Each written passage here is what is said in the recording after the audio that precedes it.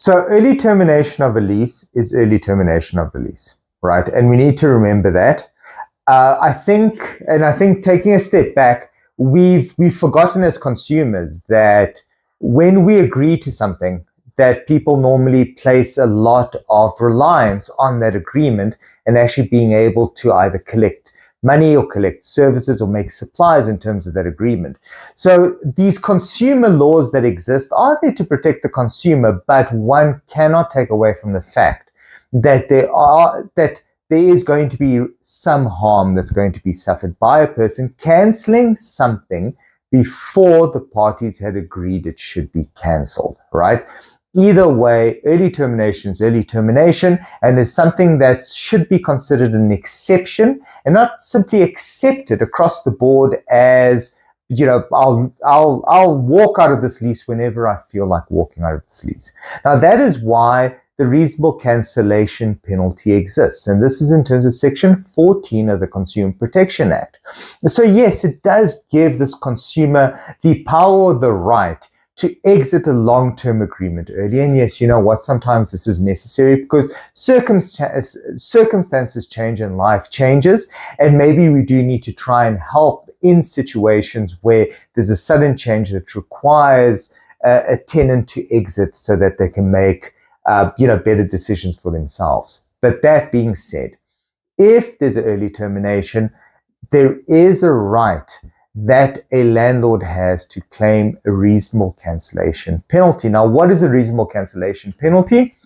It's a number of factors that are being taken into account in order to calculate what a reasonable penalty would be. And this would be, for example, the harm that's being caused to the landlord, the loss of rent or prospective rent, the commission that needs to be paid to another agent to go procure another tenant. There's a number of factors, including the time frame that is left on the lease, right? And that is quite a big factor. Why? Because in the past, that's actually how we calculated damages. If there was some kind of early breach or termination, we'd see how many months are left and we'd start calculating based on that.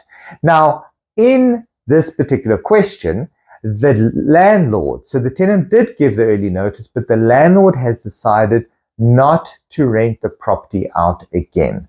Now, is the landlord still entitled to early cancellation penalty? And the answer is yes. Just because the landlord now made a decision to go in a different direction doesn't mean that that lease would have lasted another 6 months, for example, that the landlord would have received rental for another 6 months.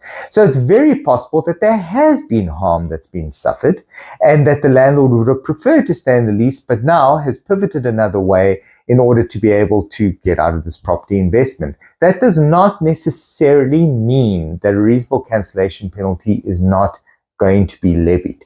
And again, one has to look at all the circumstances in order to determine what a reasonable penalty should be, and not simply the fact that now the landlord's not renting the property out and is instead selling the property. And again, the length of time to find a new tenant is only but one consideration. If the landlord isn't going to find another tenant, then one can look at what a reasonable time would have been, or how long was left on the lease, how much more rent the landlord would have actually been able to collect over that period of time. So there's a whole bunch of different circumstances, and one is to consider all of them in the lease and in the situation that you're dealing with.